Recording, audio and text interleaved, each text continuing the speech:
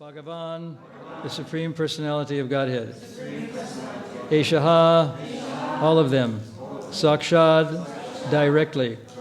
Brahmamaya, the Supreme Brahman, the Absolute Truth.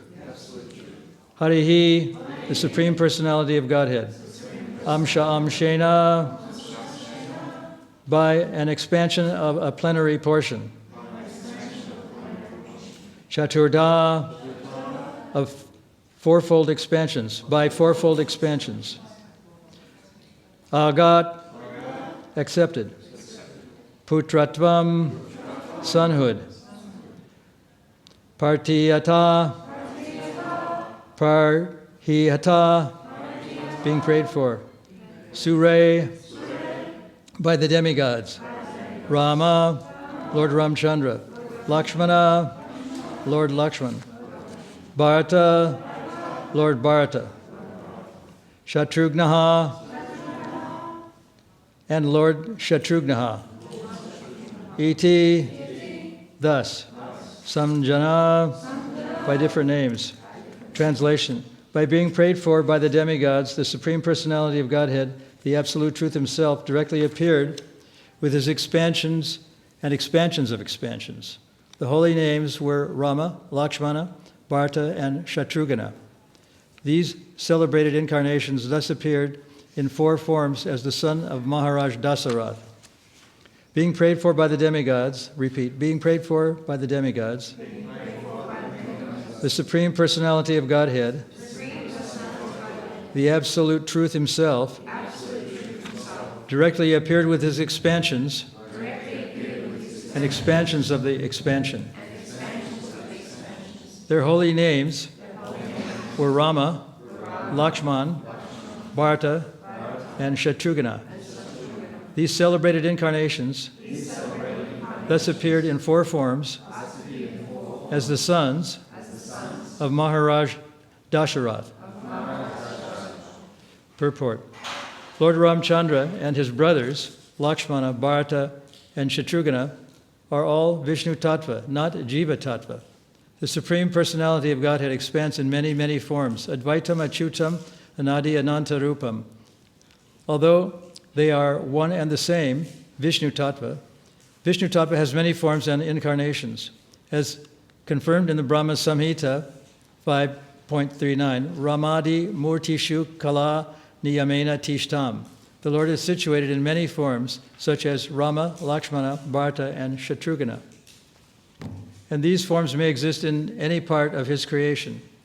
All these forms exist permanently, eternally, as individual personalities of Godhead, and they resemble many candles, all equally powerful.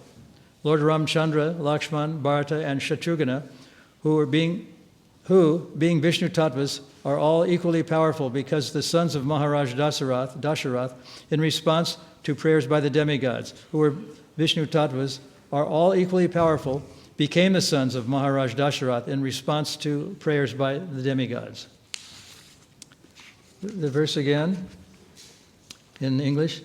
Being prayed for by the demigods, the Supreme Personality of Godhead, the Absolute Truth Himself, directly appeared with His expansions and expansions of expansions. Their holy names were Ram, Lakshman, Bharata, and Shatrugna.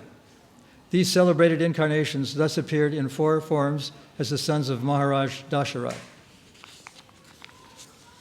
So today being a special day, Ramchandra's appearance day, I'm going to tell a bit of how we were first introduced to Lord Ram by Prabhupada. It wasn't until January of 1967 where Ramchandra was introduced. And Prabhupada actually started his preaching in May of 1966. So in early 1967, Prabhupada started the chant, Raghupati Raghava Raja Ram, Patita Pavana Sita Ram, and it was all unknown to us. And then someone, I think it was Yamuna, calligraphed the mantra, Raghupati Ram, and so we all had to chant it. We didn't even know who Ram was because we'd never heard of him, even though it's part of the Hare Krishna mantra, Hare Krishna, Hare Rama, Rama Rama, Hare Hare. Ramachandra was unknown to us.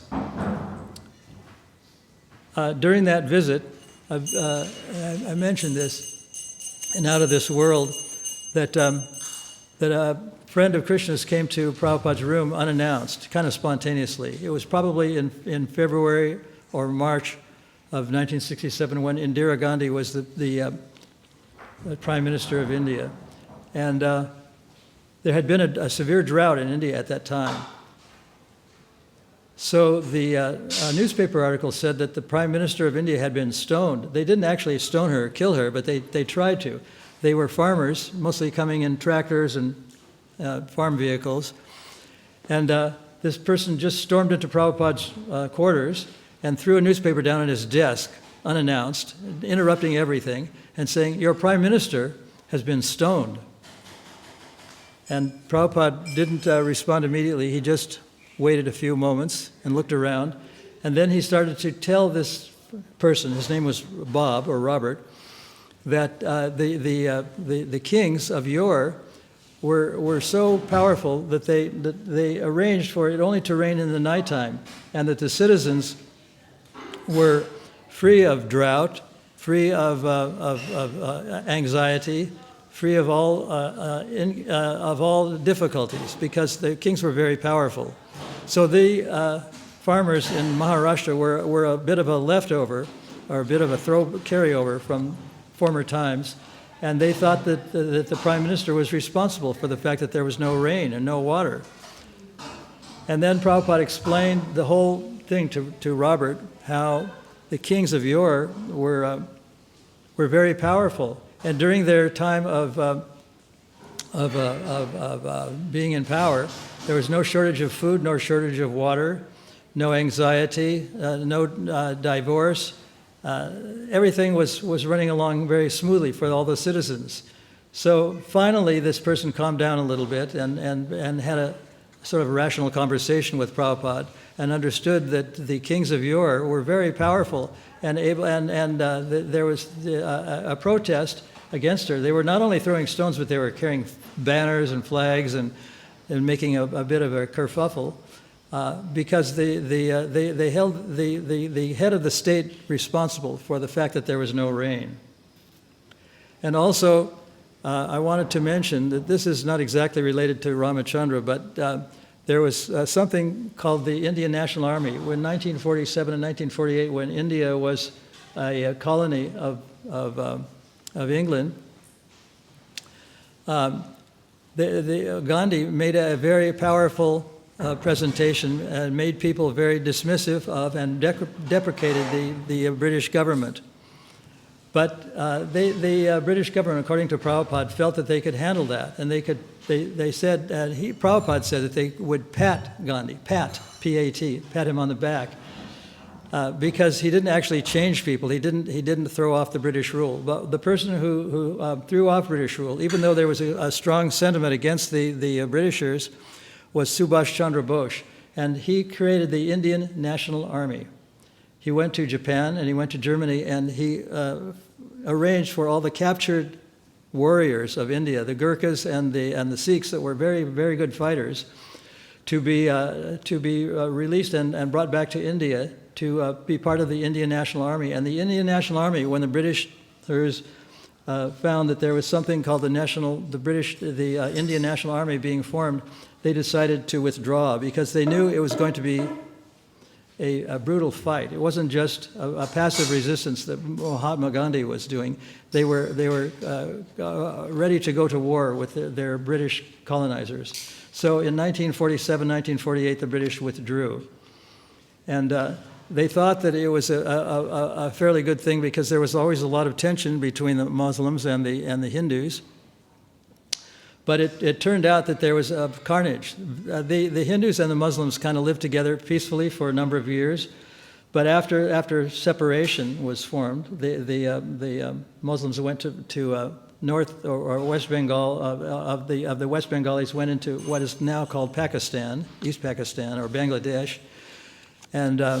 And there was great carnage. There was no figures about how many people actually died, but there were riots and millions of people died. And this happened. Prabhupada actually saw these dead bodies on the streets of Calcutta. And Calcutta was in the center of the conflict. And Prabhupada also mentioned that Sri Lanka was known as the city of gold. And the gold was brought, according to Prabhupada, he said he heard this, and I think there's some truth in it, that Ravana had a brother that lived in Brazil, and that he, by his great yogic power, created an underground tunnel from Brazil to India. And that was the way in which gold was transported to India, and was responsible for building the golden city, the golden country, the golden city of Lanka. Brazil is still very rich in gold. In fact, in the Amazon River, many nations are vying for supremacy of gold, of having a lot of gold. And there was a film called Gold Fever. It was probably about 40 or 50 years ago. And it showed some rafts that were located on the fast-flowing part of the Amazon River. And they had a device on top of the ramp that pumped air into the diving bells. They sent divers down in diving bells to go to the bottom of the Amazon to retrieve gold. And there's such fierce competition between the different rafts. They were rafts from different countries, that one country would quietly, when the diver was down from the other country, would cut the air supply off, so the divers drowned in the Amazon River because they couldn't get any air. And that country is, and Prabhupada still mentioned this in 1977, that gold was very much prominent in parts of Brazil. One thing I wanted to mention is that there are several deities of Ram and Lakshman, not here, of course, but at Bhaktivedanta Manor, there's deities, not installed by Prabhupada probably. Prabhupada installed Radha Krishna, but later on, Ramchandra was installed, and Ramchandra also exists in Brazil and in a few other places. There's the Ram deity. And in Mumbai, there's a few places where Ramchandra is installed as a deity.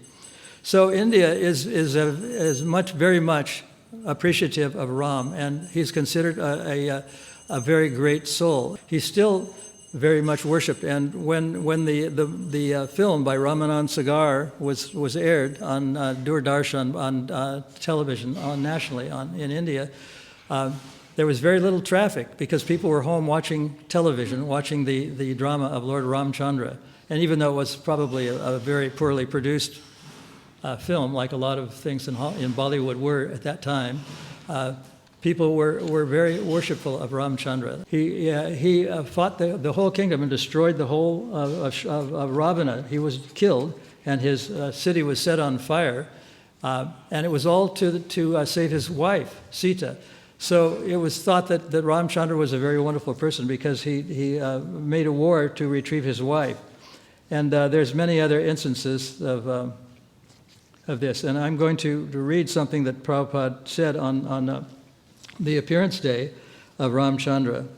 He wanted to be the ruler, Ravana, and he wanted to be the husband of Sita. And Sita was known as Lakshmi, and Krishna was known as Narayan. So he wanted Lakshmi, and his only fault, Prabhupada said, was that he wanted the kingdom of God without God. And one thing he did was, we'll read about this probably, he built a stairway to the heavenly planets, and he thought that this was his contribution to the citizens, that they would be able to climb the stairway and reach the heavenly planets. And there's a very famous picture of Hanuman coming back with a mountain on his hand, a small mountain that he was holding on his top of his right hand. And what was the story behind it was that he went to the Himalayas and picked herbs from a magical herb garden and brought these herbs back to the battle between Ravana and Ramchandra. And the herbs had such great physical power that they were able to restore the life in warriors that had been seriously injured, including Lakshman, by Ravana. So it just goes to show that all medicines or herbs have their origin in nature.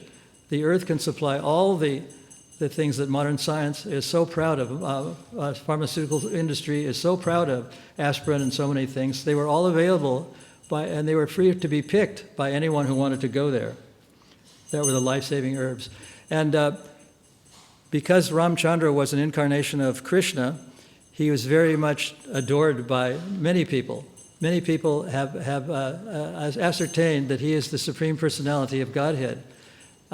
One such person was Murari Gupta. Murari Gupta was very dedicated to Ramchandra. But he lived at the time when Lord Chaitanya was present on earth, and he had Ram written on, tattooed all over his body. It was maybe tattooed or written in tilak, Ram. And Lord Chaitanya finally told him, I was testing you by keeping you in my company, and if you want to worship Ramchandra, that's fine with me. I think you should just go on doing that. And he sanctioned his worship of Ramchandra. So Ramchandra is very highly regarded in India, and people who worship him still worship him, even though he's not directly Krishna. He's an expansion of Krishna, or a Purusha avatar. There are many types of avatars. Yuga avatars, guna avatars. There's 6 types of avatars. And now, if there's time, I'm going to read something that Prabhupada spoke. This was in 1969 on March 27th.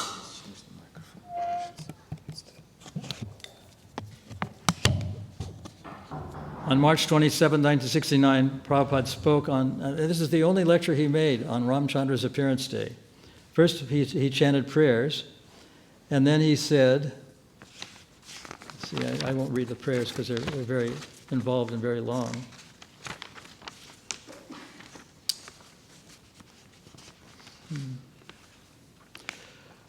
This last prayer was a prayer from Brahma Samhita, the 5th chapter, 1st verse, in which the incarnation of Lord Ramchandra is described.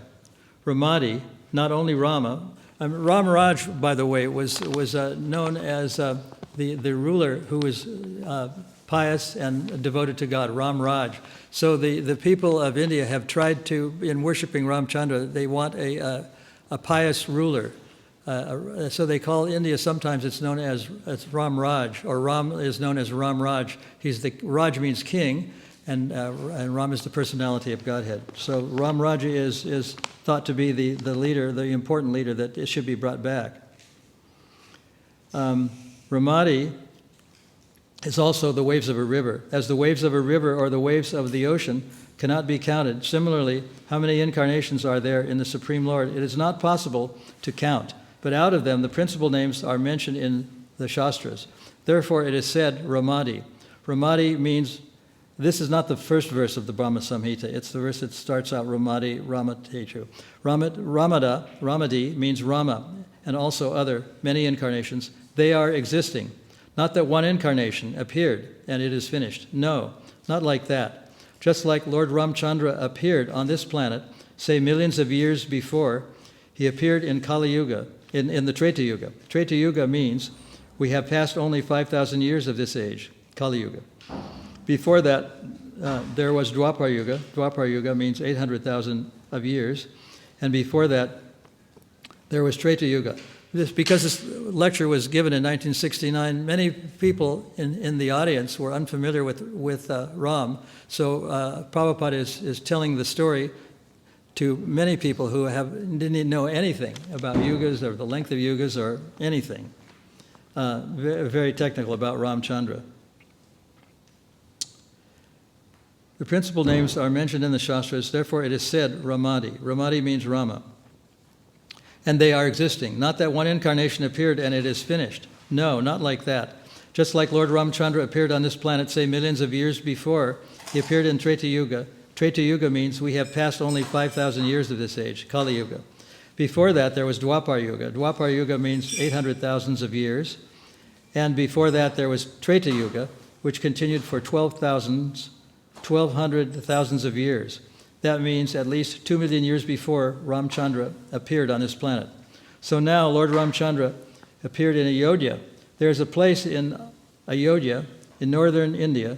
There he appeared, as Krishna appeared in Mathura. That is also northern India. And Mathura is about 90 miles down southward from New Delhi. You have heard the name of New Delhi, the capital of India. So Ayodhya is also situated about 500 miles northeast of New Delhi. So Lord Ramchandra appeared on this day. today is called Sri Rama Navami. No, it's spelled here as Naumi. So sometimes it's Navami. On the 9th day of the moon, Lord Ramchandra appeared. The 9th day of the moon, Lord Ramchandra appeared. His father was the king of Ayodhya, and he had 3 wives. He had 2 wives. So out of 2 wives, he got 4 sons. Ramchandra is the eldest son. In a book which is called the Ramayana, you have heard the name of Ramayana. Ramayana is also accepted as history. The Puranas, the Srimad Bhagavatam, Mahabharata, and Ramayana, they are counted amongst the history. The history of Ramchandra is that his father wanted to retire Dasarath Maharaj, and he decided to enthrone Lord Ramchandra and retire. So everything was settled. But just one day before, his youngest wife turned the whole thing into different way. Sometimes Maharaj Dasarath was suffering from what is called whitlow, some trouble in the finger, ? And this queen served him very nicely and was pleased. And he said, "My dear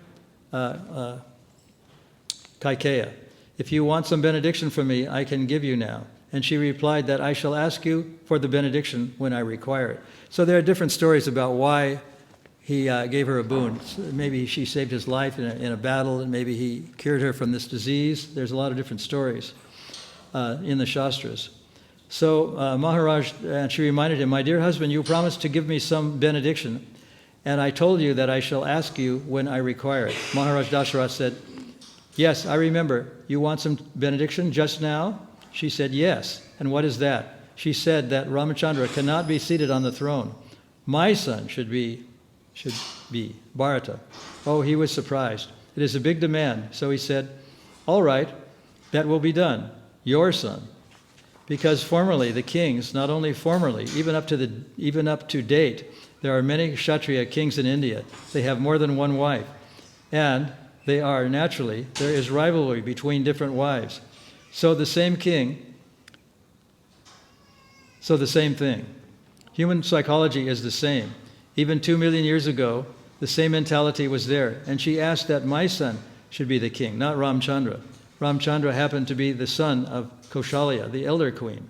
So Maharaj Dasarath agreed and called for Ramchandra. "My dear boy, she asked also that, she was very diplomatic. She wanted that Ramchandra go to forest for 14 years, and the idea was political, that the king may agree to install my son just now. Now, after a few days, Ramchandra may come with his army, and there may be some difficulty to continue the kingdom." That's why there was a political dimension to this desire. So she wanted that Ramchandra should go to the forest, and he should not come back till the end of 14 years from this day. So Maharaj Dasarath agreed, because he was Kshatriya. Just see the promise. A Kshatriya never goes back from the promise, never refuses a challenge. If a Kshatriya is challenged by somebody that, "I want to fight with you," he cannot refuse. That is Kshatriya spirit. He cannot say that, "I am busy now." Suppose somebody comes to you that, "I want to fight with you." You may say, "What nonsense fight? I have no time. We are in the temple." But a Kshatriya cannot deny that. A Kshatriya must accept, "Oh yes, come on." And the weapon should be, if he has no sword or weapon, he should be supplied weapon and fight. This is Kshatriya spirit. They were highly charitable and chivalrous, and keeping promise, and with a great tendency for ruling over. They shall rule over administrators. Their business is solipsis. They are different prescriptions for different classes of men and their livelihood. The Brahmins, they pull on, and then he goes into telling about the different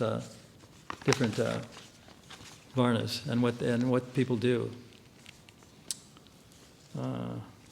So I think we're running out of time. If anyone wants to read this whole lecture, it's here, and I'll give it to whoever raises their hand or wants it. Okay. Any questions or comments? I'll read the verse again.